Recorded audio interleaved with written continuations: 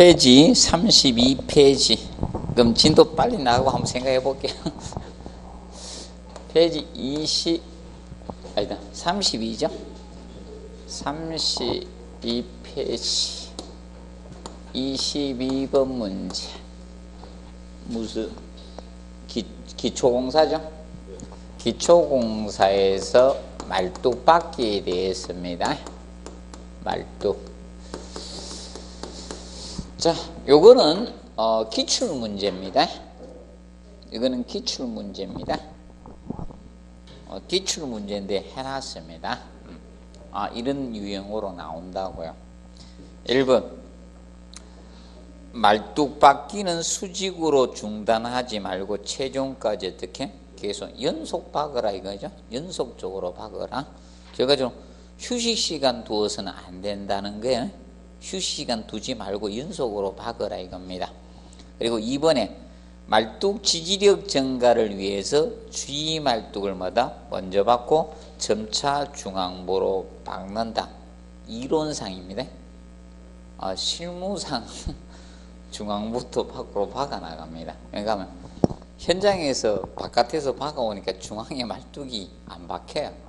왜냐하면 땅에 말뚝이 없는 상태에서 말뚝을 박으면 옆으로 이렇게 밀리잖아요. 밀실해지잖아요.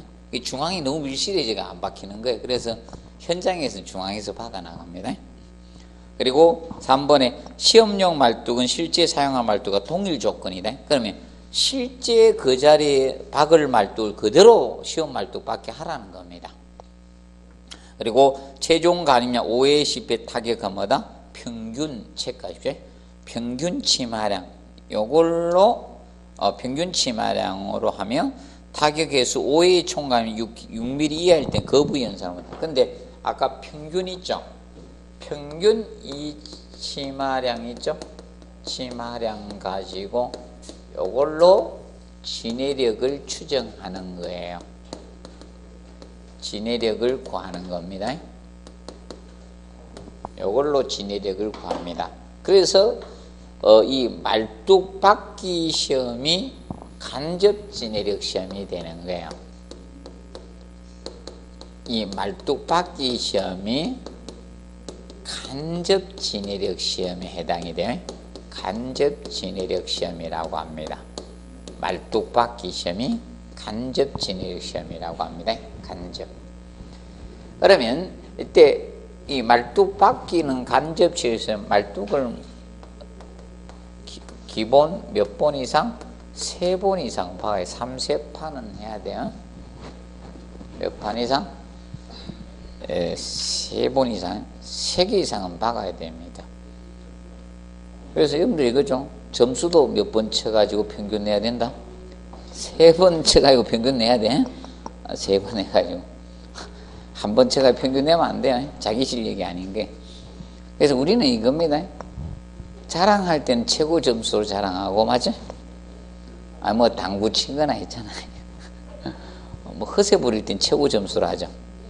그리고 게임, 내기 게임 하면 어떻게 됩니까? 최저 점수로 갑니다. 근데 여기서 뭘로 한다? 평균으로 합니다. 평균 치마로 진해력을 추정합니다. 그럼 말뚝박기 시험은 왜 안 해요?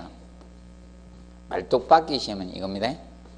이것 때문에 진해력 구하는 것도 있지만, 진해력도 있지만, 저겁니다. 말뚝 길이 조정입니다. 말뚝 길이 조정을 위해서입니다. 말뚝 길이 조정. 자, 왜 그런가 하면, 자, 실제하고 때려 박아보면 틀리다는 거예요. 집안 특성 파악해가지고 때려 박아보면 틀려요. 실제 들어가는 게 틀립니다. 현장에서 말뚝 긴 걸 가져왔더니 말뚝이 너무 많이 나오면 안 되죠. 그래서 이 말뚝 길이 조정을 해야 돼요. 그래서 이 시험 말뚝 박기 시험을 합니다. 간단히 봐두시고요. 그 다음에 그 밑에 나오는 거 있죠. 해설에서 추가적으로 조금 더 해놨어요. 말뚝의 총합에 대비해서 그 부분을 추가적으로 조금 더 해놨습니다. 봐두시고요. 특히 봐두실 거 거기 말뚝은 뭐다? 최소 간격 이상으로 박아야 됩니다. 아래 이상. 너무 가깝게 박으면 효과가 없다는 거예요. 각각의 방 효과가 없다. 일정 이상 박아주라 이 뜻입니다. 일정 이상 박아주라는 거고, 그 다음에 2번 그런데 이제 여기에서 보시면 거기 22번, 5번 안 했네. 이거 답하고 갑시다. 정확한 위치 수직으로 받고, 나무말뚝은 경우 부패 상수심 이하가 되지 않게 박는다. 이렇게 해서 낸 거야. 그럼 나무말뚝은 뭐 해야 됩니까? 지금 이제 쉽게 얘기합니다. 5번 수직으로 받고까지는 말뚝 받기 시험이거든. 그래서 여기서 답을 유도하려니까 조금 그렇고 그래서 나무말뚝을 넣어서 답을 만든 거예요. 나무말뚝은 부패 방지가 이루어져야 되거든. 부패 방지 위해서 이 두 가지 조건이 맞아떨어야 돼. 상수면 이하에 해야 돼요. 상수면 이하. 그리고 생나무로 해야 돼. 생나무. 근데 껍질은 벗겨야 돼. 껍질은 벗겨서 생나무로 박아줘야 되거든. 이게 가장 기본입니다. 근데 나무말뚝 박아만 200~300년 정도는 하나도 안 썩는데, 상태에 따라 틀린데 상태가 조금 나쁘면 200년 정도는 버티고 좀 300년 이상 버틴답니다. 하나도 안 썩는 게. 그래서 일본에서 건물 지었을 때 저번에 서울에 중앙청 철거했잖아요. 그때 나무말뚝 때려 박았거든. 밑에 나무말뚝 뽑았는데 하나도 안 썩었답니다. 또 내가 옛날에 수업을 해주니까 어떤 분이 진짜 그 중앙청 뜯는데 뜯는다 뉴스 한번 가보세요 이랬더니 직접 관찰한 분이 있더라고요. 진짜 안 썩었답니다. 사진 좀 찍어오라 했더니 사진 안 찍어. 눈으로 확인하셨다거든. 자, 그거 보시고 그 다음 밑에 해설 좀 봅니다. 해설에서 4번에 보시면 마찰말뚝은 지름이 클수록 안전하고 지지력도 커져요. 마찰말뚝은 뭐다? 지름이 클수록. 지름이 크면 말뚝의 표면적이 많아지죠. 맞죠? 자, 그리고 그 다음에 이제 5번에 마찰 증가를 위해서 말뚝의 수량 증가가 길이 증가보다 유리합니다. 자, 이거는 뭐 어떠신가? 말뚝 하나의 지지력은 한도가 있을 수밖에 없죠. 맞죠? 그런데 하나가 아무리 좋다 해도 성능 맞죠? 이거와 같습니다. 한 사람이 아무리 힘이 좋아도요, 여러 명 당해낼 수는 없죠. 아닙니까? 강호동이 아무리 신화장사라고 해도 이제 여러 명 붙여놓으면 안 되죠. 뭐 넘어갑니다. 그거 같이 수량 증가가 유리합니다. 그래서 여러분들 지금 공부 방법도 그렇죠. 잘 암기가 안 되니까 어떻게 합니까? 수량 증가로 가야 되죠. 한 번 깊이 한 번 탁 끝나는 거보다 되죠. 자주 반복하는 게 좋죠. 그거 같습니다. 여기 놓으시고 그 다음에 이제 6번 꼭 알아두세요. 6번. 자, 말뚝의 허용 지지력은 말뚝만이 받는 걸로 설계합니다. 기초판 저면의 지반 지지력은 가산한다 안 한다? 안 합니다. 그 문장은 자 어디 또 있는가 하면 다르게 써놨어요. 원래 그대로 써놓은 것도 있고요. 저기 봅니다. 거기 문제 24번에도 지문 나옵니다. 거기 3번 지문에. 그래서 기초판 저면의 지반의 지지력은 가산한다 안 한다? 안 한다는 걸 꼭 기억을 해 놓으십시오. 자, 그리고 저거 봐두시고 그거 꼭 기억을 해 두십시오. 그 다음에 그 9번 체크해 두시고 동일 건물의 지지 말뚝과 마찰 말뚝 혼용하지 말아야 됩니다. 그래서 기성 콘크리트, 기성 말뚝하고 제자리 콘크리트 말뚝도 혼용해서는 안 됩니다. 그리고 하중 편심에 대한 고려를 해 주셔야 됩니다. 10번에 하중 편심에 대한 고려해 준다는 거 기억을 해 놓으십시오. 자, 그리고 33페이지 보시면 건축물의 지정 및 기초공사에 관한 설명으로 옳지 않는 것 해가지고 나왔습니다. 먼저 1번 현장 타설 콘크리트 말뚝, 바로 제자리 콘크리트 말뚝입니다. 지중에다가 천공을 뚫어서 그 속에 조립된 철근을 설치하고 콘크리트를 타설해서 형성하는 말뚝이 뭐다? 제자리 콘크리트, 현장 타설 콘크리트 말뚝이라고 칭합니다. 그러면 이번에 집안의 연질층이 매우 두꺼운 경우 말뚝을 박아서 말뚝 표면과 주위역과의 마찰력으로 하중을 지지하는 말뚝은 무슨 말뚝? 마찰 말뚝. 그래서 2번 마찰 말뚝은 이건 연약층이 뭐다? 깊을 때. 연약층이 깊을 경우에 무슨 말뚝을 쓴다? 마찰 말뚝을 사용합니다. 마찰 말뚝. 그래서 아까 혹시나 해서 두 가지 해드렸던 거야. 말뚝의 직경이 클수록 지지력도 커지고 안전해집니다. 그리고 길이 증가보다는 무슨 증가? 수량 증가가 유리하다. 그 같이 공부 좀 해놓으십시오. 그 다음에 3번에 사질 집안의 경우 수직 하중을 가하면 접지압 또는 지중응력 뭐였지? 그래서 이건 사중대 외워놓으라 했죠? 사중대를 항상 기억하면 돼. 사중대. 중앙 부분이 최대다. 그래서 틀렸고, 그 다음에 4번 동일 건물에서는 지지 말뚝과 마찰 말뚝 혼용하지 말았겠죠? 그리고 기성 콘크리트 말뚝의 설치 방법은 타격 공법, 진동 공법, 악익 공법 이런 게 있는데 이런 공법은 신경 쓰지 마세요. 그런데 타격 공법이 제일 뭐가 심합니까? 소음이 문제가 심하잖아요.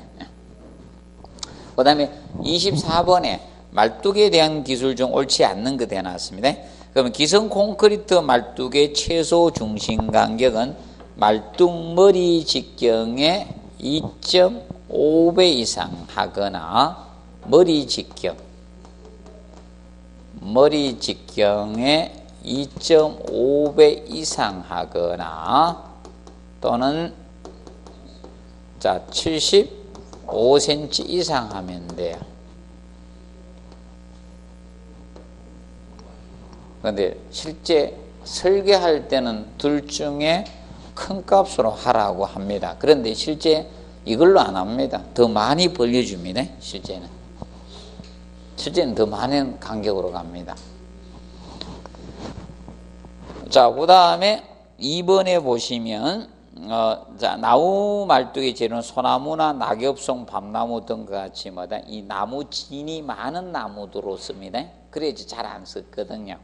그래서 생나무로 껍질은 벗겨서 사용을 해 주셔야 됩니다. 그리고 말뚝 기초 허용 지지력 산정, 말뚝의 지지력만 가지고 합니다. 기초판 저면의 집안 지지력은 가산한다 안 한다? 받지 않는 것으로 계산을 해 주셔야 됩니다. 꼭 기억하시고, 그 다음에 하중 편심을 고려해야 됩니다. 그래서 몇 개 이상? 3개 이상 박아주는데 만약에 이래 되면요, 아주 고려 대책 세워야 돼. 강구해야 돼.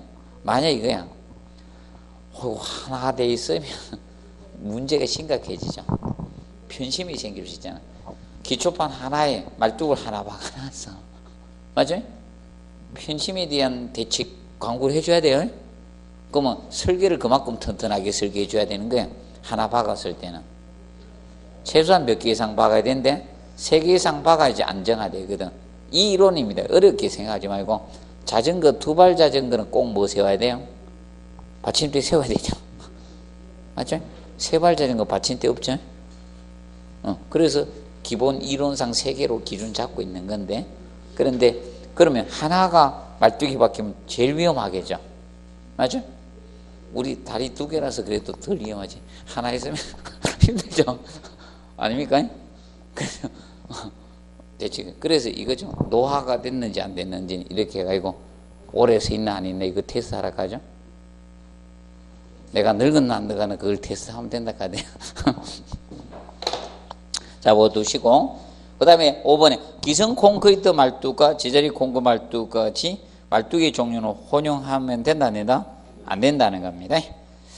자, 오 봐두시고, 그 다음에 거기 25번은 여러분들 한번 읽어두시고, 그 다음에 26번 자, 기성 콘크리트 말뚝에 관한 설명으로 옳지 않는 것 해가지고 나왔습니다. 먼저 말뚝은 설계 도서에 별도로 정한 바가 없으면 위험이 뭐다? 없는 것이 원칙이에요. 원칙은 부득이하면 위험하는 거고, 그 다음에 2번 말뚝 제작 후 14일 이내에, 그러면 철근에 겹치면 뭐예요? 철근을 만약에 기성 콘크리트 말뚝이든 제공 겹치면 기본으로 겹침이 기본 원칙이에요. 철근은. 자, 그리고 2번에 말뚝 제작 후 며칠이 14일이 운반은 금합니다. 왜 그러냐면 일정 정도 강도가 나온 상태에서 운반을 해야 되잖아요. 14일 이내는 운반은 금합니다. 근데 특수 양생한 것은 예외 조건을 줍니다. 특수 양생은 예외 조건을 두고요. 그 다음에 말뚝 적재 또는 하역은 반드시 뭐다? 2점에서 지지하면서 실시하라. 자, 이거는 다른 게 아니고 이걸 이야기하는 거예요. 자, 말뚝은 이렇게 말뚝이 기성 콘크리트 말뚝 같은 게 이렇게 있으면요, 한 점에 지지하면 이게 위험하죠. 최소한 몇 점? 2지점. 2지점에서 지지하면서 우리가 하라는 겁니다. 2지점. 그리고 자, 말뚝은 가능한 뭐다? 한 단으로 종류별로 나누어 보관하는 것을 기본으로 잡고 있습니다. 그리고 5번에 인면상으로 말뚝 상단은 평면적으로 100mm 이하 오차가 되도록 해야 돼. 자, 이건 다른 게 아니고 말뚝을 때려 박으면요, 말뚝이 어떻게 다양하게 들어가요. 이게 말뚝을 때려 박으면 깊이 들어간 데 있고 적게 들어가는 것도 뭐 다양합니다. 이렇게 때려 박으면 그 말뚝을 여기 어떻게 나중에 다 두드릴게요. 일정선에서. 그러면 오차가 날 거 아닙니까? 오차가. 그걸 몇 cm 잡고 있다? 10cm 이하로 잡고 있다는 거예요. 현장에서 이거 다 두드릴게요. 사람이 다 두드릴 겁니다. 일일이. 그래서 옛날에 그 나한일 씨 알죠? 무슨 금도 그지? 그래서 그분이 이게 한번 그 사랑의 그 열매 있잖아. 노가다 돈 받아 와가지고 이렇게 유니콘 타고 이렇게 돈 넣는 거 있죠? 이경실 씨가 한 거 있잖아. 그 누구하고 했죠? 조영남 씨하고 했던데 거기 나와 이것 두드리 깨고 힘들어 죽으라 하시대. 요 100mm입니다. 그거 보시고 그 다음에 27번 그냥 건너뛰셔도 되겠고, 그 다음에 35페이지 28번 문제 옹벽에 대한 설명으로 틀린 거 나왔습니다. 자, 중력식 옹벽을 자체의 무게 옹벽 자중으로 토합을 견디도록 설계한 것이 뭐다? 중력식 옹벽입니다. 그래서 중력식 옹벽은 바로 이것을 중력식 옹벽이라 했죠. 중력식 옹벽은 자, 옹벽에 뭘로 지탱한다? 자중으로. 이거 옹벽밖에 없어. 얘는 접판이 설계가 된다 안 된다? 안 돼요. 이 옹벽밖에 없는 거야. 중력식 옹벽은 옹벽밖에 없어요. 그래서 이 중력식은 접판이 설계가 안 되는 거예요. 접판이 없는 거야. 접판이 없는 거야. 또 중력식 옹벽에 접판이 있다 하면 안 돼요. 또 중력식 옹벽에 T형, L형이 있다 이러면 안 돼요. I형, 저 뭐라 해? L형, 이거는 I라 해나? 이거밖에 없어요. 이렇게. 자, 그러면 토합이 큰 데는 사용할 수 있다 없다? 없습니다. 2번 캔틸레버식 옹벽은 철근 자, T형이나 L형이 있다. 이거는 이거죠. 캔틸레버식 옹벽은 이겁니다. 얘는 묵은 콘크리트로 만들 수도 있어요. 아니면 다른 거 저거 가지고 하는 경우도 있어요. 중력식 옹벽은 이렇게 뭐 조립하는 경우도 있고 여러 가지 있습니다. 그러면 이 캔틸레버식 옹벽은 이렇게 해서 밑에 뭐가 있다 계세요? 저판이 설계되는 거예요. 옹벽이 있고 저판이 있는데 이 저판이 형태에 따른 사람 발은 L형에 가깝죠. 맞지? 앞으로 T가 아닌가? 그래서 요렇게 있으면 뭐다? L형이고 요렇게 있으면 뭐다? T형. 접판 모양에 따라서 무엇이다? L형, T형 두 가지로 나눠진다는 거예요. 그럼 여러분들 L형과 T형 중에서 누가 더 튼튼해요? T형이 튼튼하죠. 정확히 T형은 무슨 T형이다? 6T형이 정상입니다. 캔틸레바식 옹벽은 두 가지 대개야. 캔틸레바식은 정확히 있다면 6T형이에요. 근데 T형이라고도 하기도 합니다. 6T형 옹벽. 그리고 뭐다? L형 두 가지다.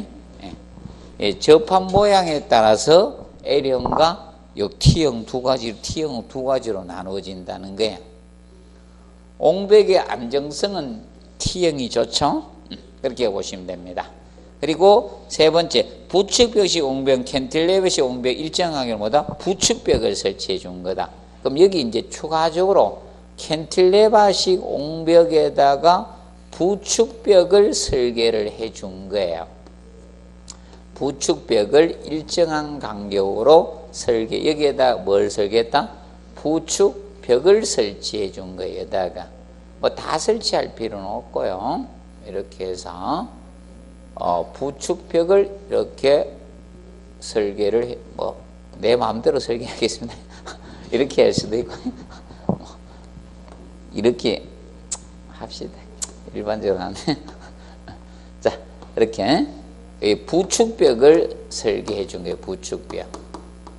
자, 부축벽은 얘는 저겁니다. 전단 보강이에요. 전단력에 대한 보강입니다. 전단 보강 목적 있고, 그 다음에 강성 증가 목적도 있습니다. 흰몸에 이것도 있는데 기본적입니다. 옹벽이 있고 얘는 저판도 있고 부축벽이 또 설계되는 겁니다. 그러면 가장 큰 토합을 받을 수 있는 것이 무슨 옹벽이다? 부축벽식 옹벽이에요. 그런데 4번 옹벽에 설치하는 전단키. 전단키는 자 여기 전단키입니다. 요 밑에다가 브레이크를 밟기 위해서 요 밑에 벽을 설치해요. 캔틸레버식 옹벽이나 부축벽식 옹벽 밑에다 여기에다가 이게 전단키입니다. 저판과 지면 사이의 활동을 방지하기 위해서 설치하는 게 뭐다? 전단키. 자 이걸 우리나라 말로는 활동 방지벽이라고 해요. 영어로는 전단키 시어키고. 그래서 이 전단키는 바로 뭐하고 뭐에 대해서 자 저판과 지면의 활동을 방지하기 위해서 하는 거예요. 얘는 자 이 저판과 지면의 활동 방지 목적이죠.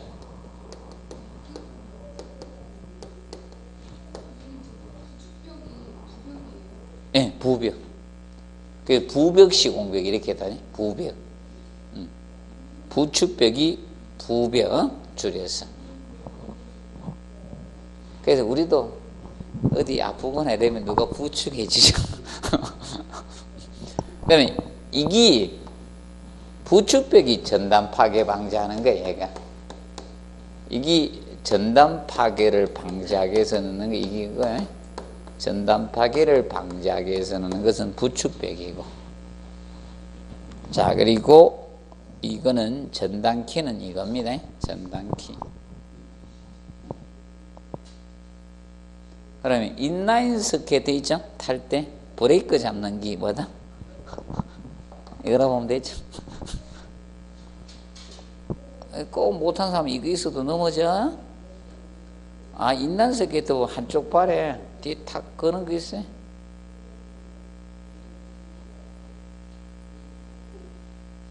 안 타봤구나. 인라인 스케이트. 롤러 스케이트만 타봤죠? 있나요? 있나는 알죠? 줄로 이렇게 동이 이렇게 있는 거죠. 스케이트하고 비슷하게 있는데 동태강화하는 거죠. 아, 저도 안 타봤습니다.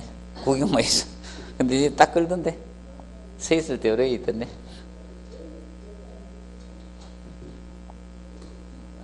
전단키. 그럼 저기 없어요. 중력식 옹벽 전단키도 없는 거예요. 중력시험 보면 전단키도 없어요. 그러면 전단키는 이 저판에다가 밑에다 이렇게 벽을 쭉 설치하는 게 전단키입니다. 슬라이딩 방지지. 슬라이딩 방지하는 거지, 쉽게 얘기하면. 그러면 이 토합에 의해서 얘가 이동할 수 있잖아요. 맞죠? 밀려갈 수 있다는 거야. 그걸 방지하기 위한 것이 뭐다? 전단키입니다. 이야, 문장이 그럴싸하죠? 전단키는 벽지 전단 파기를 방해, 맞아요? 그럴싸하잖아요. 믿을 수가 있다니까. 주의하시고, 그 다음에 옹벽은 전도에 대한 뭐다? 안정성이 있어야 된다. 그래서 그 안정성은, 자, 그 밑에 보세요. 안전율은. 그래서 거기 7번, 8번, 9번 해놨죠. 7번, 8번 체크하세요. 그래서 옹벽 활동에 대한 저항력은 얼마? 1.5배고 전도에 대한 것은 몇 배? 2배. 치마에 대한 것은 1배 이상입니다. 꼭 체크하세요. 전도가 몇 배? 2배. 전도는 이게 전도야. 넘어지는 거. 옹벽이 넘어지는 게 뭐다? 전도잖아요. 전도의 안정성 몇 배? 2배. 자, 그래서 이거죠. 전도를 방지하기 위해서 뭐가 설계되는 거예요? 뭔 것 같아요? 느낌이 딱 볼게. 저 판이죠. 맞지? 저 판이 있어야지 안 넘어진다니까. 그래서 여러분들, 자, 책꽂이 있잖아. 책꽂이 보면, 책꽂이가 간이 책꽂이 팔잖아요. 에? 간이 책꽂이 기억자로 해가지고 팔죠? 그 책 딱 꽂으면 이렇게 안 넘어가잖아. 간이 책꽂이 하나씩 사봤었죠? 쇠로 돼가지고, 그죠? 철판으로 딱 기억자 되겠죠? 거기 밑에 L형으로 팔잖아요? 나는 사본 역사가 없습니다. 기억하시고. 그래서 그거 알아두세요. 자, 그 다음에 이제, 시방서에서 냈던 것이 저겁니다. 12번 가지고 냈어요. 해설 12번. 자, 철근 콘크리트 옹벽에서 원칙적으로 수평방향 콘크리트 이어치게 하지 않는다. 이어붙는다. 이렇게 냈어요. 수평방향으로 이어붙기 하면 안 돼요. 그래서 옹벽은요, 수직입니다. 수직. 자, 옹벽은 왜 그런가 하면, 자, 이거잖아. 토합을 받으면요, 옹벽이 무슨 힘을 받는다? 전단력을 받아요. 그러면 콘크리트 이어붙기는 전단력이 뭐다? 최소인 곳에서 해야 되거든요. 맞죠? 그래서 아무 데서는 해서는 안 된다는 거예요. 그러면 전단력 최소가 되는 지점은 여기가 최소인데, 제일 위에가. 맞죠? 전단력 제일 커진 데가 여기잖아요. 맞죠?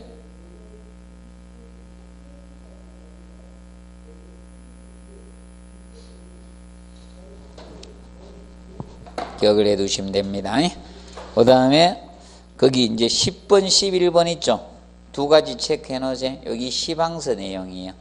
그 11번, 12번이 시방서에서 중요한 거 세 줄 뺀 거예요. 그래서 매립 배수청에 사용하는 자갈이나 장골지는 투수성이 있어야 돼요. 물이 빠져야 돼요. 흙이 물을 간직해버리면 엄청난 토합과 수합이 작용돼요. 그래서 물을 밖으로 빼줄 수 있어요. 그래서 옹벽에 보면 뭐 해놨어요? 배수 구멍 뚫어놨잖아. 그리 빠질 수 있는 투수성이 있어야 된다는 거예요. 그리고 배수청 하부에 물받이판을 설치하되 옹벽의 무슨 방향? 장방향, 길이 방향으로 배수해야 된다는 거예요. 단방향 아니다. 길이 방향.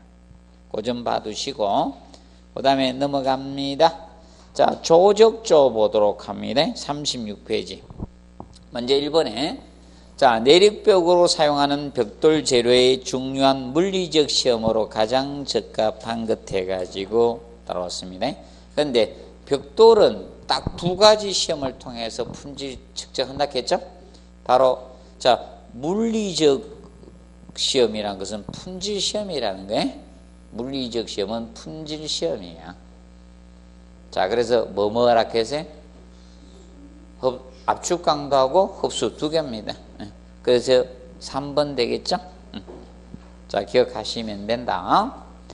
그리고 2번에 보시면 모르타르 및 줄눈에 관한 설명으로 옳지 않는 것은, 자, 모르타르가 접착 재료였죠? 벽돌과 벽돌 사이 재료인 모르타르가 접착 재료로서 그 부분이 뭐가 된다? 줄눈이 된다 했습니다. 그래서 1번 줄눈은 벽돌 상호간에 접착된 모르타르 부분으로서 너비는 가로 세로 기본이 얼마다? 별도로 정함이 없으면 10mm다. 10mm가 표준이에요. 벽돌이든 블록이든 기본이 몇 mm? 10mm예요. 그런데 얘만 예외예요. 내하 벽돌면. 내하 벽돌의 경우는 이건 6mm가 표준이에요. 내하 벽돌만 예외고 나머지는 몇 mm? 10mm가 표준입니다. 그 다음에 2번 막힌 줄눈은 상부의 하중을 전벽면 하중을 균등히 분포시키기 위해서 집중 하중에 대한 안전한 줄로서 세로 위아래가 막히도록 시공한 것이 무슨 줄눈? 막힌 줄눈. 그래서 막힌 줄눈 개념이 이거였죠. 막힌 줄눈은 세로 줄눈, 수직 줄눈을 기준 잡았다 했죠. 이것이 어떻게? 막히게 일직선상이 아니게 공사해 준 이것을 무슨 줄눈? 막힌 줄눈이라고 했어요. 막힌 줄눈. 그래서 위에서 하중이 작용했을 때 힘을 뭐 할 수 있다? 분산할 수 있다? 하중 분산, 응육 분산 개념으로 쓴 것이 막힌 줄눈이다. 기억해 놓으시고, 그 다음에 3번에 치장줄을 바를 경우 벽돌 쌓기 후에 3시간 경과의 줄눈 파기하면 안 되죠. 자, 여기에서 벽돌 쌓기 후, 자, 이 벽돌에서 줄눈 파기 시기는 모르타르가 뭐다? 굳기 전이에요. 모르타르가 굳기 전에 우리가 줄눈 파기를 해야 됩니다. 모르타르가. 그래서 타일하고 헷갈리면 안 돼요. 모르타르가 굳기 전에 우리가 줄눈 파기 시기 되고, 타일을 붙인 후 몇 시간 경과 후에 3시간 경과 후에 줄눈 파기를 한다 했죠. 타일에서는 3시간 경과 후 줄눈 파기를 하지만 벽돌에서는 뭐다? 모르타르가 굳기 전에 줄눈 파기를 해 주시면 됩니다. 자, 그리고 네 번째, 모르타르를 비비는 경우 비빈 기간에서 비비면 몇 분? 3분 미만이나 10분 이상 비벼서는 안 된다 했죠. 적정 시간 비빔을 하라 이 뜻입니다. 적정 시간. 자, 적정 시간 비빔을 해야 된다. 너무 적게 비비도 재료가 혼합이 안 되고요. 덜 비벼지죠. 그리고 장시간 비비면 재료 분리 현상이 생길 수가 있다. 적정 시간 비빔을 하라는 겁니다. 그 점 기억하시고, 근데 비빔의 원칙은 무슨 비빔의 원칙이라 했어요? 기계 비빔.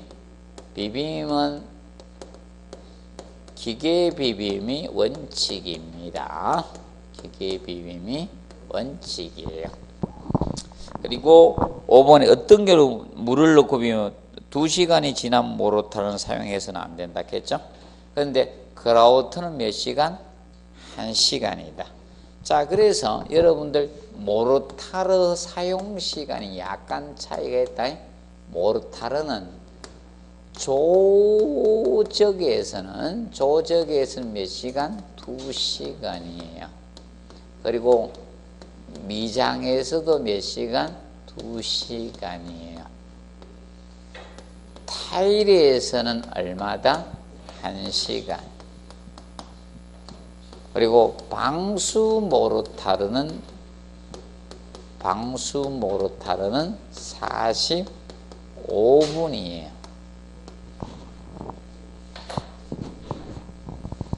교수들이 잘 찾아봤으면 낼 건데 아직은 안 냈어요. 시험 낼 때만 보니까 지방서도 시험 낼 때 보니까 다 틀립니다.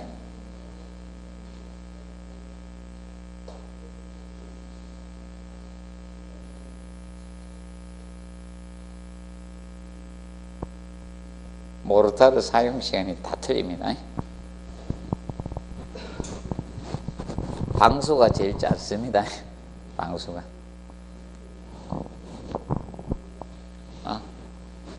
시험 가는 날까지 계속 해줄 겁니다. 자, 그 다음에 3번. 자, 벽돌구조의 치장줄눈의 종류로서 옳지 않는 거 혹시나 해서 치장줄눈은 자, 생긴 형상에 따라서 치장줄눈이죠. 통줄눈은 세로줄눈 가지고 하는 거죠. 이거는 치장줄눈이 아니죠. 세로줄눈이 일직선사인 것이 뭐다? 통줄눈이고, 그래서 1번은 치장줄눈 아니죠. 평줄눈, 빗줄눈, 둥근줄눈, 오목줄눈, 치장줄눈의 종류가 맞습니다. 그래서 37페이지 해설에서 1번, 2번 혹시나 공부하세요. 1번, 2번은 빗줄눈이 구조적 방습상 가장 유리하고요.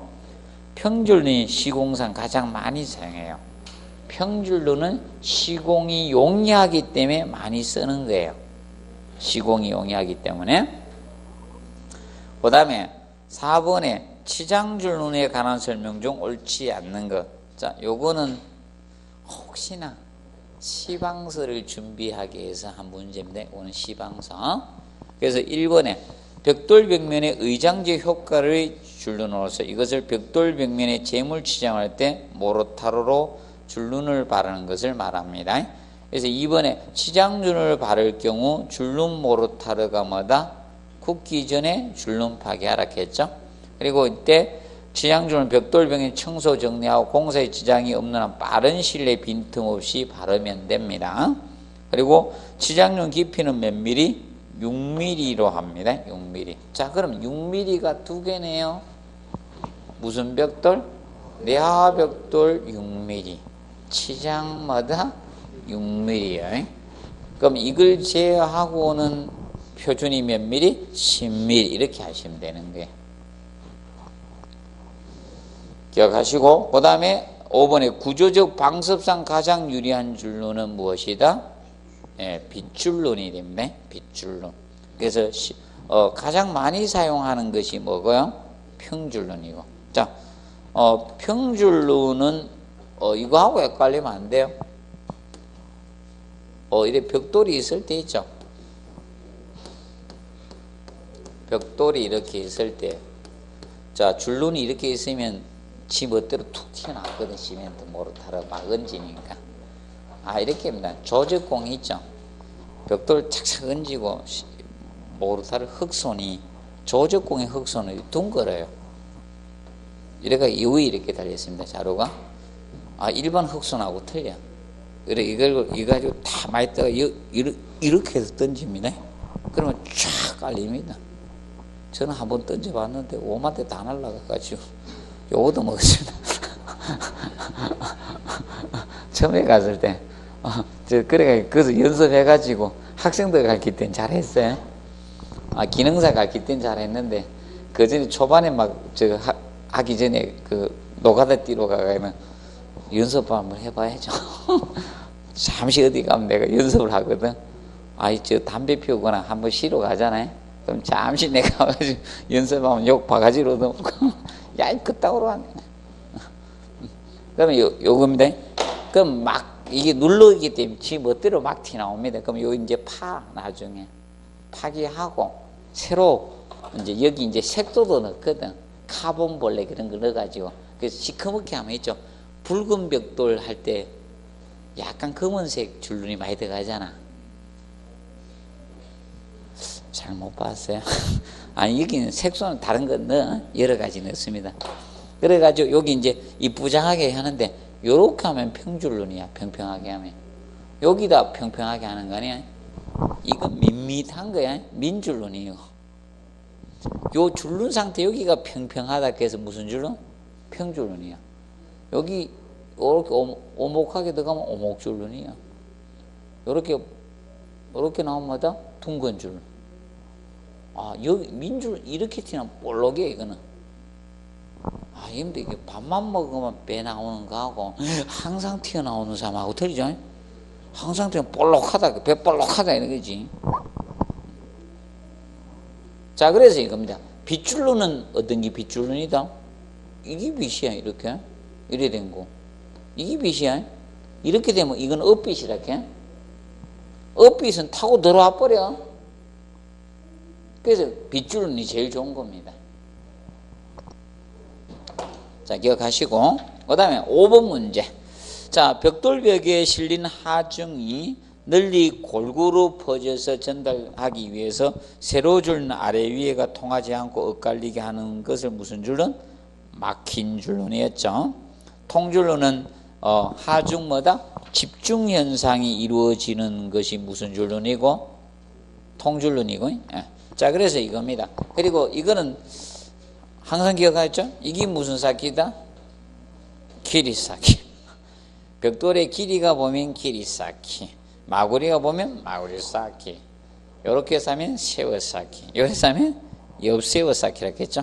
자, 그러면 옆세워 쌓기를 하는 데는 어디라 했어요? 창대 쌓기. 창대 쌓기죠. 창대 쌓기 할 때는 15도 경사지기 옆세워 쌓기 한다 했죠. 자, 그리고 꼭 마구리로 꼭 쌓기 해야 되는 데는 무슨 쌓기 할 때 마구리 쌓기로 하는 게 유리하다 했어요? 매 쌓기. 마구리 쌓기로 꼭 해야 되는 데는 매 쌓기. 돌출해서 쌓는 경우이죠.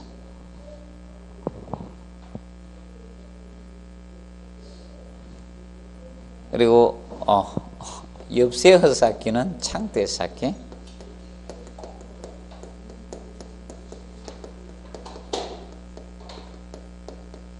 창대 쌓기는 옆세워 쌓기로 하고, 맞죠? 기준 알아두시기 바랍니다. 창대 쌓기는 옆세워 쌓기 하고.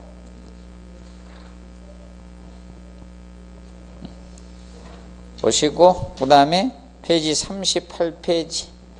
여기서부터는 다음에 진행할게요. 그런데 미리 공부하고 오세요. 조금 빠르게 나갈 겁니다. 한번 보시고 오는데 예상 진도 해드리고 꼭 못 나갈 수도 있는데 예상 진도는 저 정도까지 나갈 예정입니다. 78페이지 정도까지 나갈 겁니다. 최소한 그 어디까지 나갈 예정입니다. 한 그 정도까지는 공부 좀 하고 오세요. 됐습니까? 미리 수업 범위를 진도를 설정해 주고 할게요. 자, 오늘 여기에서 마치도록 하겠습니다. 자, 수고했습니다.